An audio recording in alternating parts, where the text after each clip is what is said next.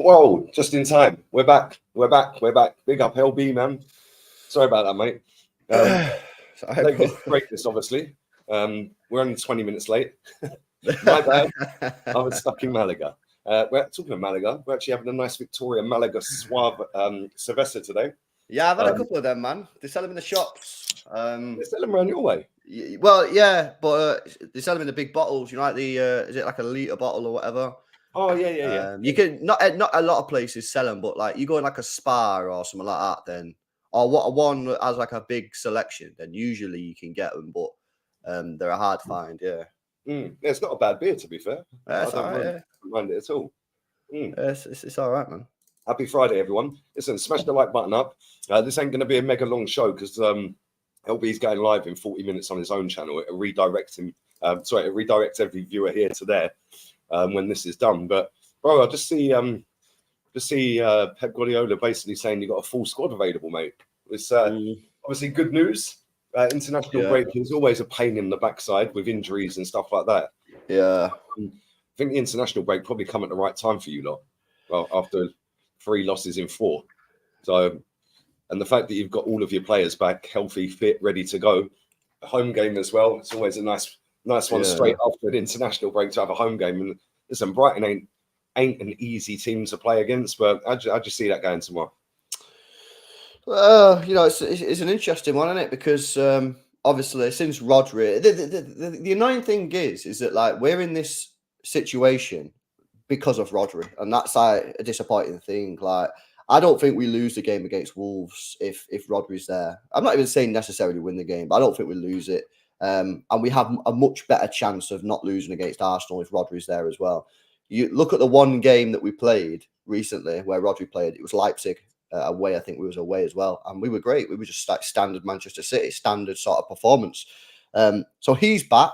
As you say, Pep Guardiola's confirmed that every single player is available bar Kevin De Bruyne. And apparently, the initial sort of stuff when he got that injury against Burnley, they were talking mid-January. Whereas rumour has it now that he's going to start basically like running and jogging this week, like in the next couple of days. So he could be back with the team back end of November, maybe early December, which is great. A whole month earlier than expected. So, listen, I've been quite clear on my position with my club since Kevin De Bruyne got injured, and that is just be within touching distance of whoever's top of the table by the time Kevin De Bruyne gets back.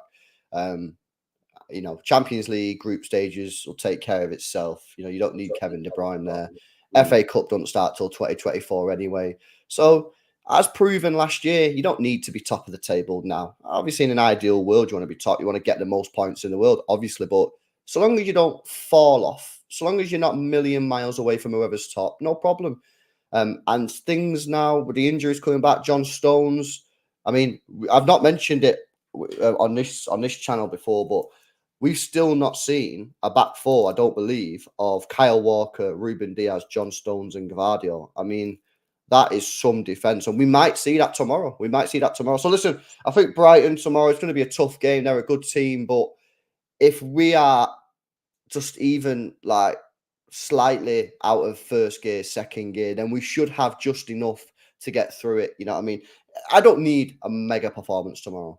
I don't need a 5-0 victory. I just need 3 points and show me that, that was what's happened in the last 2 weeks. That was just because Rodri wasn't there. And I can just put, Rodri wasn't available. We fucked it. And let's move forward. So, listen, it's going to be an interesting game. Not an easy game, but should be a game that we should be able to get the 3 points, man.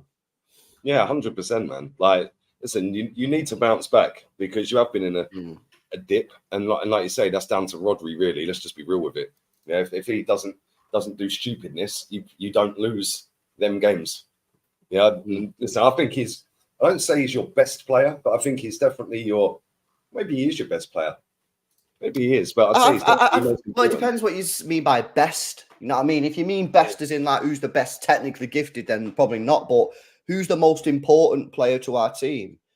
Definitely probably him, because we don't have anyone. And you know what's funny, actually? I did a stream yesterday on my channel about Rodri, and you know what the problem you got with Rodri is he's almost too good. And what people are like, what does that mean? Because of how good he is, when he's not in the team, there's a huge drop off. And because he's so good, you can't have a number 2. Like people talking about, oh well, Phillips will leave, and then you'll just you'll just buy another DM as a backup. I don't think we will.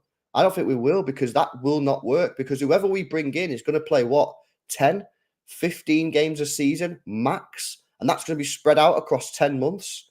They're never going to be match fit. So it's a great problem to have, but with Rodri, he's almost too good, and when he's not available, it causes a little bit of an issue. Now, that is obviously combined with the fact that Kevin De Bruyne was also out at the same time, but I've said for a long time, I think we can manage without Kevin De Bruyne. I just think we changed the way we play a little bit, and we can grind out victories. Without Rodri, I don't think we have a plan. And I think you could see that we don't really have a plan with how we played against Arsenal. Yeah, you had Bernardo Silva playing deep, Kovacic just doing whatever the fuck he wanted. There was it's just there was structure in the defense, and there was a level of structure in the attack, you could say. But in the midfield, it was sort of just like everyone just doing what they want. Doing what they like. There was no structure at all, was there? Nah, not really. No, I thought, like I say, defensively, I thought it was all right. You didn't cause us too many problems in that game going forward. But in midfield, when we just didn't know what we're looking for. So, look, Rodri coming back for us is obviously crucial, man. Yeah, mate, that's huge. Listen, I think he's definitely the best in that position at the moment. That's for sure in the world. Well, I don't think there's anyone gets near him at the minute, mate. I agree. And I think he's been like that probably I'd say Casemiro. I'd always say Casemiro is better as a player, but he's not looking at it at the moment. He's not looking at it at all at Man United, is he? Like, listen, that Man United are a mess. Yeah, he's gone in there, been decent, and now this season they're even more of a mess, and now he looks a mess. Like that club's tapped in it. But I think if you took Rodri out and had Casemiro at City, I don't think he'd be worse off. So I've always put them two kind of on par since Casemiro joined the Premier League. But he is a top player, Rodri, man. And he always comes up clutch as well, man. Like big moments, he'll get a goal. Like look at when he played us last season at the Emirates. Was it last season or the season before when he scored that last minute winner against us? Season before. Yeah, he always scores goals that are important goals. And that's what you need in your team, man. If everyone, you're looking around and you're thinking, right, who's stepping up today? And then bang, he'll step up out of nowhere. So listen, he's huge for you, man. I think he is your most important player, definitely. But Kevin De Bruyne is massive, mate. Like when he comes back, firstly, you've got to hope that he's okay. Yeah, because when he comes back, that's a big injury he's done there. Do you know what I'm saying? So you got to hope that he's okay, because if he isn't, and you're like there or thereabouts, when's he back? January, Christmas? Well, this is what I was saying earlier. When he first got injured, which was a bit of a mess in itself, I think the club messed that up. Well, anyway, when he first got injured this time, he was meant to be back 13th or middle of January, but now they reckon he's going to be back sooner. But the club messed this up, Lee, because he got injured, obviously, in the Champions League final, right? And he got the hamstring injury or whatever. And again, it was a similar situation to what we're hearing now. That all the talk at the time was, oh, he's going to miss the start of the season. He's going to be back in first couple of weeks of September. And then we got to pre-season, and it was like, oh, Kevin De Bruyne's back. And everyone was like, what? What are you on about, Kevin De Bruyne's back? You told he was going to be... And at the time, though, we was all buzzing. We was just like, fucking yeah. You know what I mean? Great news. He'd also opted not to have the surgery. He could have had the surgery on his hamstring that time as well. I'm listening. Bear with me 1 minute. Yeah, no, it's man.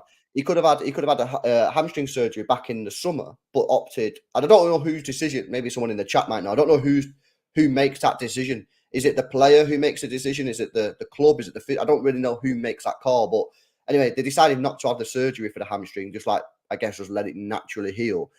And then he come back like 3 or 4 weeks earlier. At the time, we was all buzzing. Obviously, you would be, wouldn't you? Right? The Arsenal fans would be the same if one of their players come back early. You'd just be buzzing. That didn't work, because in the first game against Burnley, boom, hamstring goes again, injured. This time, they decide to get the hamstring surgery, and that's why he was meant to be back in January, because they've obviously done that before to other players, and they've said, this is how long it takes. And now we're hearing again that he's going to be back sooner. So I'm obviously excited, the fact that Kevin De Bruyne is back earlier than expected, but at the same time, I'm kind of like, hang on a minute, you told us this in the summer. He come back 3-4 weeks early, and his hamstring went within 20 minutes of the first game. And this time he's had surgery. Well, what I think they might do, they might not. Do you remember Ruben Diaz for us got injured last year in like December time or whatever? And he come back and he was on the bench for about 4 weeks. And as City fans at the time, because at that part of the season, we weren't very good. We were struggling. Right? And we were saying, why is he not in the team? And he just held him back. And then, boom, put him in. Fine, didn't get injured until the rest of the season. I just wonder whether or not they might do that with Kevin. And even though he'll be back sooner, might just hold him back. Because if they bring him back, Lee, and early again, and he gets injured, that's negligence. That's abuse. That's player abuse. You know what I mean? Because you can't just be playing players when they're not fully fit. So if it was, again, if we're 10 points off the title when Kevin De Bruyne comes back, maybe you have to risk him.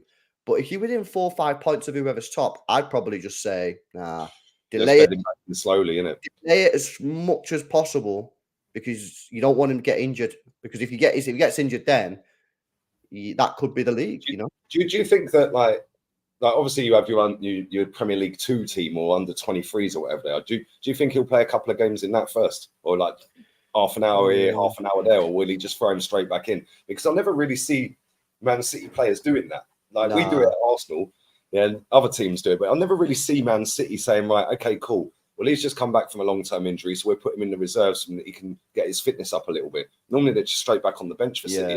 Yeah, I don't think we really move like that. I don't think we put them in the Premier League too. So no, I don't think so. I think he'll probably come back, be on the bench for a little bit, and then hopefully this time they just. But I don't know. Then I don't know if you heard me asking the chat like. So last time in the summer when he got injured, the same injury, they decided not to get the hamstring surgery. And then he come back within 20 minutes of the first game, his hamstring went again. Whereas this time he has got the surgery. So I don't really understand like why they didn't do that in the first place, because it was in the summer as well. It was the perfect time to get the surgery. Perfect time, yeah. Maybe they thought it was gonna be okay. I don't know, but you think Man City have got the best of everything from top to bottom, so surely they've got the best doctors, right? Do you know what I'm saying? You'd think so, but again, I don't know how. Who decides? Do you know who decides whether a player gets surgery or not? Is it the player? Is it the physio? Like, who decides that? I don't know. That's a good question, mate. I'd imagine it's probably all of them, because Kevin De Bruyne is obviously going to want to play football. That's obviously what he does. That's his job, right? But Pep's also going to want him in the team. So maybe it was a joint decision between them two to say, no, let's hold it off for as long as we can. Yeah, but maybe the doctors were saying, no, he needs the surgery. And do you not think that's a bit, but do you not think that's a bit dumbly? Because like, if they would have had that conversation, say he got injured in like January, right? I understand why they'd then come to that conclusion, because it's like, we need you back as soon as possible because we're going for a title. He got injured in the Champions League final, where you've got the whole of June, or is it June? Yeah, you got the whole of June, you got the whole of July. And ultimately, if you miss the first 6 games of the Premier League, does anyone really care? I mean, that's probably not going to cost you the title, right?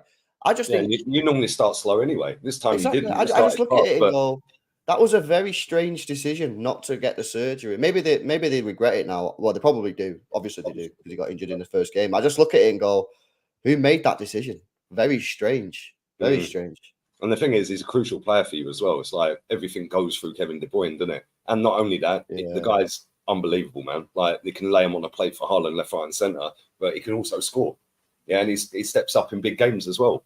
So yeah, weird decision. Do you think in January you're going to go out and sign some players though? Because I look at your midfield when you didn't have Rodri and Kevin De Bruyne, and listen, that's like Arsenal not having, say, Declan Rice and Odegaard. Every team's going to miss 2 players. Important players for their team.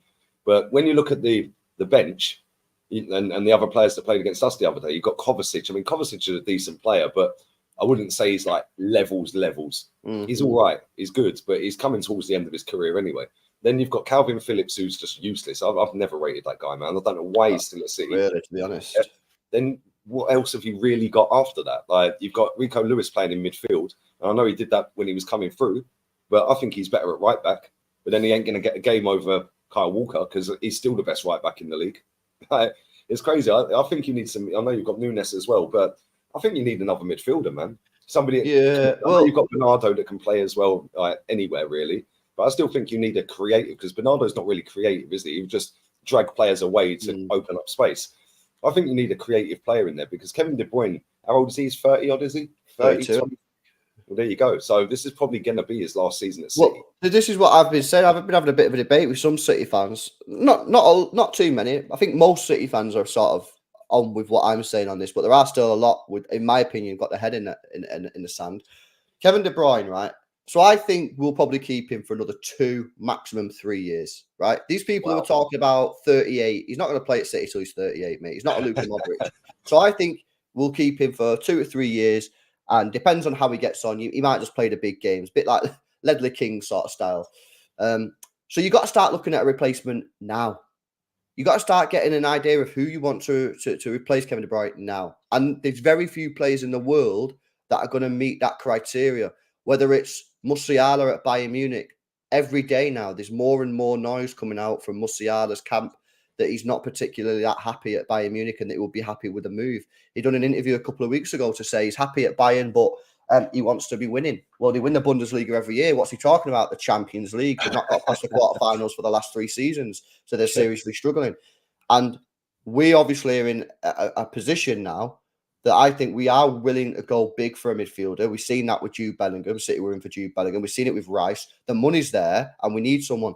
So, me personally, I'd be looking at something like this summer, going all out for Musiala. He's got 2 years left on his contract, right? If he tells Bayern Munich that he ain't signing a new deal, then they'll have to sell him. Because Bayern Munich are not going to, I don't really see them as the type of club to say, nah, we'll play the bluff and keep you for another year. And then he's got a year left on his contract. A year left. Are they really going to do that? I don't think so. So you could potentially get him out of there for a decent price. I know there's a lot of other people that want Florian Wirtz from Leverkusen. I've not seen anything really of Florian Wirtz other than... What about Danny Olmo? Danny Olmo is not a bad player. I don't think he'd cost that much money either. No, I think you can get it for like 60. I think we was interested in him in the summer, but we got shut down because obviously they'd already sold a couple of players. I think Danny Olmo could be a player that City look at. I think Pep Guardiola will probably like him, the way he plays and stuff. But I think in terms of that player that we're looking for, by all accounts, City are interested in Musiala. It's going to be him or Florian Wirtz. January-wise, Calvin Phillips will leave the club. He obviously, he could have left in the summer. Apparently, it's he said he wanted to stay and fight for his position. That's sort of nice to hear, but it's never going to work, and he's realised that already. So he's gonna leave. We probably are one man short in that midfield. I'm confused about the signing of Núñez. Don't really get it. Don't understand it, because we've just had 3 games, right, where we've not had a DM, a defensive midfielder, and Núñez didn't play there once. And he's not going to play in the midfield with Kovacic and Núñez, because we did that against Wolves, and Núñez got subbed off at half-time because it was absolutely shocking. So I don't really get that. That was a lot of money. That was £55 million we spent on him, bro. And I don't understand why. It's only early days. Don't get me wrong. I'm not saying he's crap or anything. I think he's actually a decent player, but I don't understand why we signed. I don't know what the point of that was. Where do you think his best position is? Because I don't know. I don't really know, if I'm honest. I think, to be honest with you, Lee, I think he's not really a DM. I don't really know. I think he's similar to Kovacic. I don't think he's too dissimilar for Kovacic. He just does a bit of everything. You know what I mean? Can drop deep, defend a bit, get on the ball, decent on the ball, can go forward, but not really great at creating anything. He's just a decent footballer, good at the basics, not really great at anything, and he's not really a creative player. That's the problem, because you can't play Kovacic and Núñez in the same team. We've only seen that once, and that was clearly evident that is not possible. So I just don't really understand. I thought maybe he was going to be given a chance to play as a defensive midfielder, but that wasn't really happening. So listen, I don't really know why we signed him. Maybe that was a panic buy. I like Paqueta. I don't know what you think about Paqueta, mate. I think he's a top player. I think he's quality, but I don't think he's worth the 95 million they wanted for him. No, he's not. Especially when you look at somebody like Jude Bellingham, who's going for less to Real Madrid. Yeah. He went for 86 million quid. And they're wanting 90s and 95s for Paqueta. Come on. He's a good player, but he ain't 90 million quid. Yeah, Man City were right to pull out of that. Yeah, Man City never really cock up in the transfer market. I know there's been instances where you've had players that ain't worked out. Calvin Phillips is one of them, but you don't get it wrong often. Yeah, and you don't get ripped off. The amount of times, over the years, that you've gone in for players and then they've tried to raise the price another 20 million. Man City have come in for him. They've just gone, cool, keep him then. Yeah, you've done it with Van Dijk. You've done it with Paqueta in the summer. You've done it with loads of players. Declan Rice is another one. Right, said we ain't paying that. You have him. Yeah, so I don't think Man City will be panicking looking at the squad, I don't think Pep will be looking at the squad thinking, we ain't going to win the league this season. But I do think that they'll already be having an eye on players for the January window for sure, because you definitely need another midfielder. Your defence is sweet. Yeah, goalkeeper's world class, defence is world class, midfield is world class, the whole team is. But I still feel like as a collective, you need that extra little spark in there, man, that can get you 10 and 12 goals a season. Yeah, coming off the bench or just rotating, you know, because Bernardo Silva don't really get many goals. Nunes ain't going to really get many games from what I've seen. He ain't up to scratch yet. Yeah, Grealish on the wing, he ain't going to bag you loads of goals. Bernardo, like I said, not going to get you loads. De Bruyne's out. Yeah, so really, where are you getting your goals from? Well, this is you know, it's hilarious, right? Because I said this in the summer, right? And it really frustrates me at times when people comment shit in the chat, and it's just like you just obviously don't watch the team play. Like I said in the summer, we need to sign someone creative or someone that score goals, because we let Gundogan go, who scores and assists, and you let Mahrez go, who scores and assists. And Grealish doesn't score or assist, really. You know what I mean? That much. Bernardo doesn't. You know the biggest myth in football is that Bernardo Silva is a good creative player. I don't know where this has come from. I think it's because he's from Portugal and it's called Bernardo Silva. That's not his game at all. His game is about work rate ethic. I will say when he plays on the right wing, he probably does get involved in more goals, right? But he's still not like a Mahrez. He's still not going to put up 15 GNA or 15 goals, 10, 12 assists a season. He's not going to do that. I think there's a bit of a myth there. So, you know, you brought in Kovacic. He doesn't score or assist. He's 29. Go and have a look at his numbers. The guy's never done that in his career. Nunes doesn't do it either. So you got to look at it and go, if Haaland doesn't score, where are the goals coming from? And in the last 2 games against Arsenal and Wolves, that is exactly been the problem. That has been the problem. Do you know what I mean? Yeah, no, 100%, mate, 100%. The thing is, your whole team's geared up to set Haaland up. That's it. And listen, it's a good game plan, because the guy scored 50 odd goals last season. Yeah, and you won everything. But when you haven't got Kevin De Bruyne creating, who is really the only creative midfielder you've got, yeah, you ain't got a backup to that. Yeah, which is why I was shocked you didn't do anything in the summer, because I know you got rid of Mahrez. Yeah, fair enough. He wanted to go, whatever. Yeah, but Gundogan, I don't know how many goals he got last season. 10, 12, whatever, maybe. Yeah, but you got to try and replace that. Now Kevin De Bruyne's out. How many goals did he get last season? So I felt that you needed, and we obviously didn't know that Kevin De Bruyne was going to get injured. But I always looked at your team. I thought, right, they're still light years clear of everyone, but they ain't got anyone in that midfield other than Kevin De Bruyne. So if Kevin De Bruyne does get injured, where do they go? And it's shown in the last couple of games. 100%.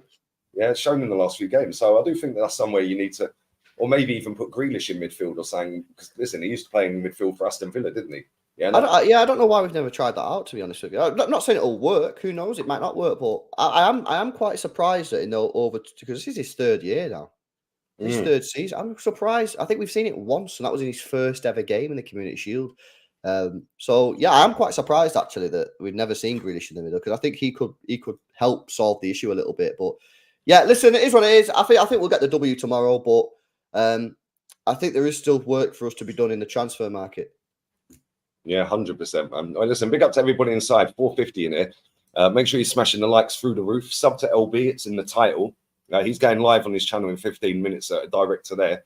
I'm live with Rants in just over an hour as well on his channel, so make sure you come and check that out later. I'll redirect that then.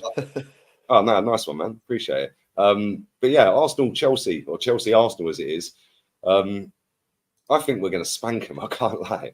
Yeah, I've seen so many Chelsea fans, like this one in the chat. Yeah. Inti CFC says Chelsea needs a humble league honor. Chelsea needs to fix their football club, bro. Don't worry about humbling me. Then when they do, Lee will pretend he was never confident going into the game and will turn on Arteta. Bro, win, lose or draw, I want that manager gone. Yeah, until he wins me a title, I ain't backing it.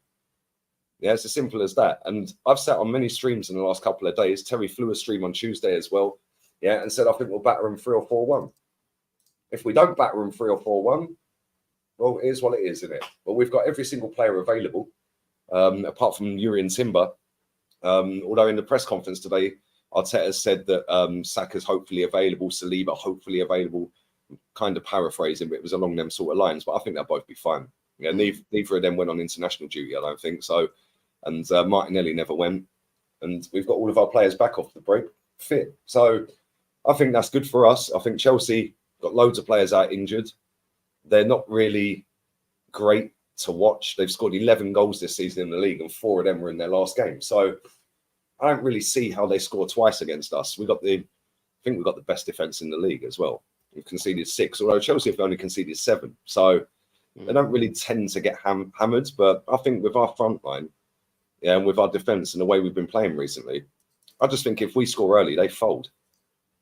Yeah, I think it's going to be an interesting game, man, because I think for Chelsea, look, they've won 2 games in a row, but they've played Fulham and Burnley, right? But people can say, oh, they've only played Fulham and Burnley, but ultimately they've been playing these teams for the last 18 months and have been shit against everyone. So I think for Chelsea, this is I think it's a great game for Chelsea. I think no one expects them to win. Everyone's expecting Arsenal to win. You expect Arsenal to batter Chelsea, but the prize for Chelsea is huge, because the prize for Chelsea, if they can beat Arsenal, is people can seriously start to look at Chelsea and say, is this the turn, not just in the season, but of the last 18 months? Are we now starting to see a Chelsea side that is not going to be banter FC anymore? And of course, it'll still be early days. They'll probably go up to what, 9th if they win against Arsenal. But that'll be 3 wins in a row. It'll be beating the second best team in the country. And I think at that point, the morale around the Chelsea camp will be very, very high. Listen, if Chelsea lose, everyone expects Chelsea to lose. But like I say, the prize for them winning 3 wins in a row. When was the last time Chelsea won 3 games on a spin in the Premier League? When was the last time they done that? No idea. Probably last year. Yeah, exactly. It'd be absolutely huge. So I think, listen, I think Arsenal will win the game. And I think, whilst I don't think it'll be comfortable in terms of scoreline, I think it'll be one of those comfortable in terms of the way the game's played. I think you'll probably beat them 2-0 or something, but you're like a comfortable 2-0. You dominate the game, dominate the ball. But yeah, for me, if I was a Chelsea fan, I'd be looking at this game thinking, if we can win the game, that I could, if I was a Chelsea fan and we won tomorrow, I could seriously sit there and be like, is this the turning point? 3 games in a row, we just beat the second best team in the country. They've got Brentford the week after. You win that, you're in the top 6. Yeah, all of a sudden the tide's turned, didn't it? They haven't beaten a top 6 team for, I think, 18 months. I think it's 18 months. Who was I on with the other day? I can't remember. A Chelsea fan was telling me that they haven't beaten a top 6 team for over a year. And the last team they beat was Tottenham, apparently. So, listen, I don't see... We've got a good record against them at their ground. We've won the last 3 at their stadium. So, yeah, and soon as we go 1-0 up, I think we will go 1-0 up. Yeah, because I think we're not going to play as dull and dry and tactical as we did against Man City. No, yeah, Man City are just a different machine, man. Like Chelsea, you can get at them. You can get them all day long. Yeah, I don't think Reece James is going to play. I think he's injured again. So they'll have Gusto at right back. He's not a bad player, but he's going to be up against Martinelli. Yeah, plus, I was just on another show then, and someone, I can't remember who mentioned it, but someone said Arsenal sort of have to win this game to capitalise on beating City. There's no point in beating City, and then you see this all the time with teams near the bottom of the table, right? You see it where like a Luton or Sheffield or someone like that down the bottom of the table, they'll beat a big team, and it'll be like, fucking hell, big shock result, and then next week just go and lose again against some other team near him. It's just like, well, what's the point? You still only got 3 points. For Arsenal now, they've beat City in the league, which they've not done for so long. Everyone's buzzing, right? You have to go and win. Listen, like I say, I think it'll be a comfortable victory, but I'm looking at this from a Chelsea point of view mainly and saying if they can win this game, first of all, I'd be buzzing. But I think that point you could probably start having conversations about how have Chelsea turned a corner. I think you could start having that conversation. Yeah, I agree. But the thing is, like, I've seen a lot of Chelsea fans getting really confident in this game. Like, I've not seen a single Chelsea fan on streams yet. And to be fair, I haven't watched all the streamers, but they're all predicting wins or draws. And I'm like, you do know that you've only beaten Fulham and Burnley. Yeah. Like, let's calm down here, lads. Yeah. Like, well, you're going up against Arsenal. Number 1 are unbeaten. Number 2 have battered you 3 years in a row at your own ground. Right. And you're not very good. Like the 3 games they've won, they beat Brighton in the cup. Well, Brighton never really take that cup seriously anyway, right? I know last year they got to the semi, but come on, if they really wanted to win it, they would have signed some more players. Like with all the money they've made, yeah, they're more interested in the league like position. Yeah, so fair play. You beat them, well done. And then you beat Fulham, and then you've beaten Burnley. Like, come on, like I think they're over egging it a bit, mate. Like, No, I agree. If I was a Chelsea fan, I'd be saying, I think we're going to lose. I think Arsenal are going to win. It's more of if they win, then you can start having conversations. But listen, I think I'd be very surprised if anyone in this chat expects Chelsea to win the game. I mean, they just don't look quite. I mean, they've still got loads of injuries. For me, the man, if anyone's going to cause danger tomorrow, it's going to be. Is it tomorrow or is it Sunday? Tomorrow, 5:30. Tomorrow. If anyone's going to cause danger, it's going to be Sterling for me. I think Sterling is a player that a bit chaotic. I'd play him narrow. I'd play him almost through the middle as like a centre mid type player. I'd put Palmer out on the right hand side and I'd put Sterling through the middle. And I'd just say to Sterling, every time you get that ball, spin and just run out the defence. Try and get an early booking to Partey, to Rice, to Odegaard. Gabriel or someone, yeah. Yeah, you've got to sort of shithouse it a little bit. You know what I mean? You can't go toe to toe with Arsenal. You know, that's not going to work. You know, you have to find another way of winning. And that's difficult for a team that can't win anyway. You know what I mean? To say we've got to find a difficult way of winning. It's like City went to the Emirates and tried a different tactic and very almost got a point out of it. And Arsenal did the same, really. You know, I think both teams altered the tactics to a certain degree to sort of, you know, to try and not lose the game. Chelsea almost need to do that against Arsenal. The problem is they're altering tactics that haven't really been getting them wins over the last 18 months. So, yeah, listen, I think it's going to be an interesting game, man. But if there is one player that could cause any sort of upsets tomorrow, it's probably Sterling. But like I say, for me, I think it's an easy W for Arsenal. Yeah, I agree. I think Sterling's been their best player. Yeah, yes, yeah. And the thing is, he ain't even been that good. Yeah, but the bar's so low at Chelsea at the moment. There are a couple of decent performances here and there, and all of a sudden you look amazing. But I just don't see how their midfield copes with our midfield. Yeah, unless this manager plays Thomas Partey at right back, I expect to see him in midfield. Yeah, and he's going to be in midfield with Declan Rice and Odegaard. Yeah, and listen, Odegaard, if you press him, he disappears.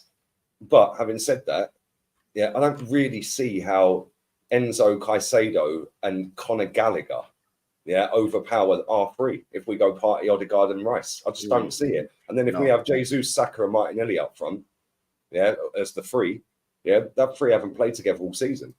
Then I think that's our best three. So if we have them three in midfield and them three up top, bro, I think it's game over before we even get out the tunnel. Yeah, because they'll be looking around at each other thinking, wow, we know that Pochettino will probably play Enzo at number 10. Yeah, and Gallagher at number 8, which is just so backwards, it's crazy. I agree. But that should be the other way. Yeah, Gallagher at 10 if you're going to play him, and Enzo next to Caicedo. But he ain't going to do that. And listen, we've seen Caicedo's not had the greatest of starts either. Well, the last few games he's played all right, but bro, I just think Saka on the right, Martinelli on the left, Jesus running around. Yeah, I just don't see how they keep us out. Yeah, and yeah, they might score, but I don't see them scoring twice, and they're going to need at least 2 to beat us. Yeah. So I think it's going to be comfy. If it ain't comfy, then that's down to the players and the manager, isn't it? Because it should be, because they're crap. Let's just be real with it. Yeah, and all the Chelsea fans watching this, because you know I just say it as it is, yeah, but you're not very good. Let's just be real. This is what I was going back to before. If there is any Chelsea fans seeing their arse over that, then you know that's you need to chill out, because that's just factual information. And this is why when I speak about Chelsea before, this is why I was talking about the prize. The prize isn't the 3 points if they beat Arsenal. You know what I mean? That's not the prize here. The prize for Chelsea is that at the moment, you're on a decent little run. You've won 2 games in the Premier League, 1 defeat in the last 4 in the Premier League games, right? Which, over the last 18 months, let's be honest, that is incredible form for Chelsea.